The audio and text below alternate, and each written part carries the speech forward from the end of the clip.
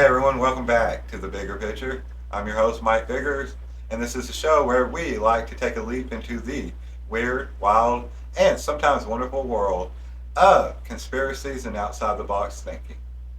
Guys, today we are tackling a topic that's part CSI, part Black Mirror, and all about getting down to the truth. We're talking about the quest for a real life verite serum, a truth serum that could force people to spill their guts.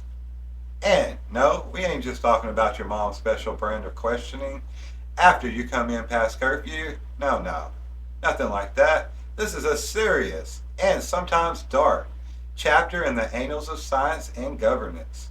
So, you guys grab your detective hats and let's all jump right into it. Let's picture this. You're a government agent with a suspect in custody. Now, this person has information that could help you save lives, but they are as tight-lipped as a clam at a lockjaw convention. You need a way to get to them, make them talk, make them tell the truth, and right away. Alright guys, enter the world of truth serums. Substances that were once thought to be the holy grail of interrogation techniques. But how much of this is fiction? And how much can we actually believe? The quest for a truth serum goes way back, but the modern incarnation of this idea really took off in the first of the 20th century. It was a time of spies, secrets, and some real serious, intense international stuff. Enter stage left, Scopolamine. Now this little gem comes from the nightshade family, and it's got a history that is as twisted as the plant that it comes from. Scopolamine was once used in the early days of truth serums because it could cause amnesia, sedation, and, as some believed, a lowering of inhibitions. The idea was that if you give someone a dose, they would be so out that they'd spill their deepest, darkest secrets without even knowing it. But here's the catch, guys. That shit didn't always work. In fact, it was about as reliable as chocolate teapot. Sometimes people just get really loopy and talk nonsense.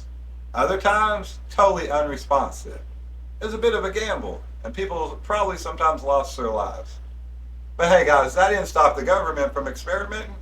No, not our government.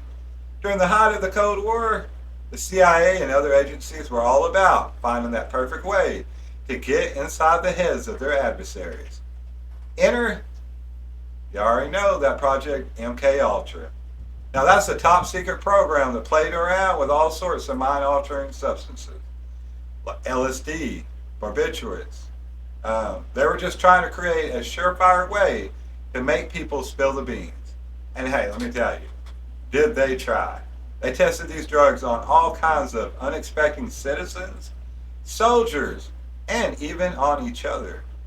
There's a really good story that you can look up about what they did to one of their own agents and how he ended up leaping from a building. These results, well, like I just said, they weren't no walk in the park. Sometimes they were a leap off a building. Alright, barbiturates in particular were a hot topic. Now these are a class of drugs that include things like sodium pentothal, which is once known as true serum, because it can make people feel so relaxed and chatty. But hey, here's the kicker. Just because someone's talking a lot, that don't mean they're telling you the truth. They might just be running game on you. And in reality, these drugs can make people more suggestible.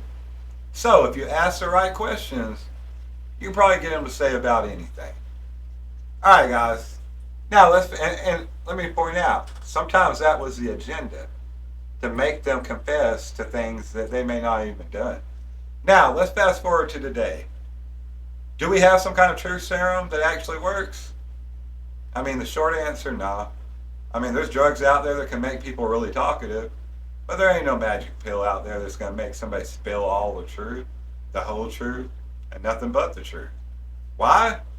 Because our brains are crazy complex, y'all. And getting someone to tell the truth against their own will, hey, that's a whole different ball game, guys. You're out there shooting hoops with a baseball glove. Plus, there's that pesky little thing called ethics. I don't know if our government ever gives a fuck about ethics, but it's out there. Alright, y'all. Now, that doesn't mean this idea has disappeared completely.